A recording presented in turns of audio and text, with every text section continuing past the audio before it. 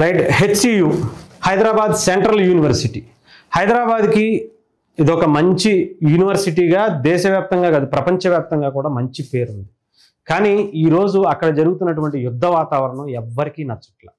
ఇది కాంగ్రెస్ ప్రభుత్వానికి వ్యతిరేకంగానో, బీఆర్ఎస్ ప్రభుత్వానికి వ్యతిరేకంగానో, లేదంటే ఇతర పార్టీలకు వ్యతిరేకంగానో, బీజేపీకి వ్యతిరేకంగానో, లేదా ఇంకొకరి వ్యతిరేకంగానో మాట్లాడట్లేదు. ఇక్కడ ప్రజల కోసం మాట్లాడాల్సినటువంటి పరిస్థితి. హైదరాబాద్ని చాలామంది రెండు తెలుగు రాష్ట్రాల వాళ్ళే కాదు, దేశం ప్రపంచం అంతా కూడా ఇష్టపడుతుంది అంటే ఇక్కడ ఉన్నటువంటి వాతావరణం, ఇక్కడ ఉండేటువంటి ఎన్విరాన్మెంట్ చాలామందికి ఇష్టపడుతుంది. చాలామంది వాళ్ళ ఊళ్ళ కన్నా కూడా హైదరాబాద్ని ఎందుకు ఇష్టపడతారు అంటే ఇక్కడ ఉండేటువంటి వాతావరణం. ఎంత వేడైనా ఉండనివ్వండి, ఇక్కడ హ్యాపీగా సాయంత్రం అయ్యేటప్పటికి చల్లబడుతూ హ్యాపీగా అందరికీ ఎంత కష్టపడినా సాయంత్రం అయ్యేటప్పటికి హ్యాపీగా నిద్రపుచ్చుతుంది ఈ ఎన్విరాన్మెంట్. అలాంటి హైదరాబాద్ని ఎందుకు ఇష్టపడతారంటే ఇక్కడ చుట్టూ ఉండేటువంటి ముఖ్యంగా పశువులు, అడవి కావచ్చు, లేదంటే అనేకమైనటువంటి పక్షులు కావచ్చు. అటు మన రామోజీ ఫిలిం సిటీ సైడ్ వెళ్తే కూడా అక్కడ పక్షులు, ముఖ్యంగా నెమళ్ళు కావచ్చు, లేదంటే అనేకమైనటువంటి జింకలు, ఇవన్నీ కూడా తిరుగుతూ ఉంటాయి. ఇటు సైడు వికారాబాద్ సైడ్ వెళ్ళినా కూడా అనేకమైనటువంటి వన్యప్రాణులకు మనకి ఎదురొస్తూ ఉంటాయి. చాలా హ్యాపీగా అనిపిస్తుంది. కూకట్పల్లి సెంటర్లో ఉండేటువంటి ఆ పక్కన ఉండేటువంటి చెరువు దగ్గర కూడా చాలా నెమళ్ళు అవి కనిపిస్తూ ఉంటాయి. ఇప్పుడు కనిపించట్లేదు, గత 5 ఏళ్ల క్రితం కూడా వరకు కూడా కనిపించాయి.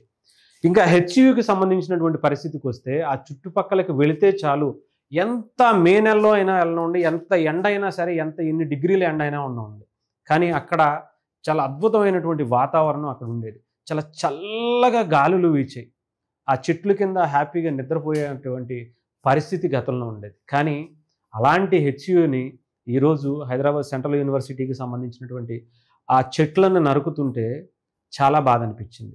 ఎన్నో జింకలు చనిపోయి అలా రోడ్లు, అంటే ఎంత హ్యాపీగా ఫీల్ అవుతాం. జింకలు ఇంకా అలా హైదరాబాద్ సిటీలో ఇలాంటి జింకలు, అలాంటి నెమళ్ళు బ్రతుకుతున్నాయి కదా అని అనుకుంటే వాటిని కూడా బాధ పెట్టి, వాటిని కూడా ఇబ్బంది పెట్టి మీరు చేసేటువంటి కార్యక్రమాలు నిజంగా ఎవరికీ నచ్చట్ల. రేవంత్ రెడ్డి గారికి వ్యతిరేకంగానో, ఇంకొకళ్ళు గారి వ్యతిరేకంగానో చూడట్లా. ఇది హైదరాబాద్కి మంచిది కాదు, ఇది తెలంగాణకు మంచిది కాదు, ఇది ఎన్విరాన్మెంట్కి మంచిది కాదు. ఎన్నో జీవరాశులు ఇక్కడ మీరు ఆ క్రొక్లైన్లతో తొక్కిచ్చేసుకుంటూ వెళ్ళిపోతూ ఉంటే ఎన్ని పక్షులు ఆ చెట్లలో గుడ్లు పెట్టుంటాయి. వాళ్ళ సంతతిని పెంచుకుంటూ ముఖ్యంగా సమాజానికి, ఎన్విరాన్మెంట్కి ఎంతో ఉపయోగపడాల్సినటువంటి వాటన్నిటినీ మీరు చంపేశారు అంటే ఎంత క్షోభ అనుభవిస్తారో మీరు ఆలోచించండి.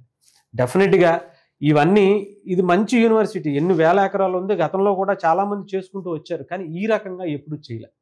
ఈ రకంగా రాత్రికి రాత్రి కోర్టులకి, గవర్నమెంట్లకి సెలవులు ఉన్నప్పుడు రాత్రి మీరు తీసుకెళ్లేటువంటి కార్యక్రమాలు సమాజానికి మంచిది కాదు. ఆ ఉసురు మీకు డెఫినెట్గా తగులుతుంది.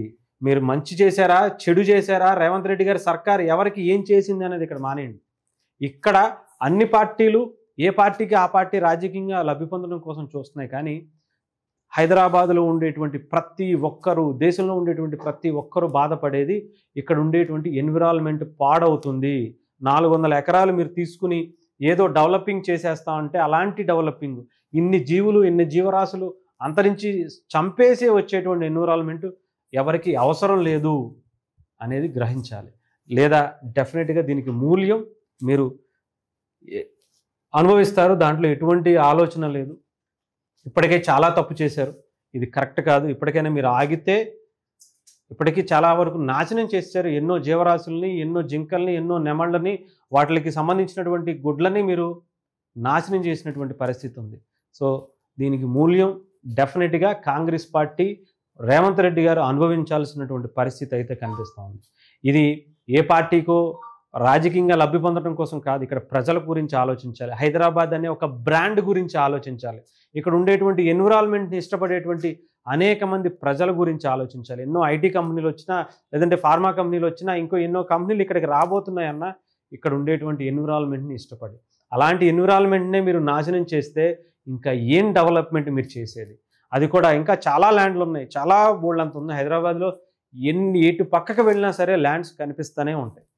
అలాంటి వాటిలో చేయాల్సింది. కానీ ఇలాంటి వన్యప్రాణులను ఇబ్బంది పెట్టి సమాజాన్ని ఎటువైపు తీసుకువెళ్దామని మీరు చేస్తున్నటువంటి కార్యక్రమాలు మాత్రం నచ్చట్లే, అస్సలు నచ్చట్లేదు.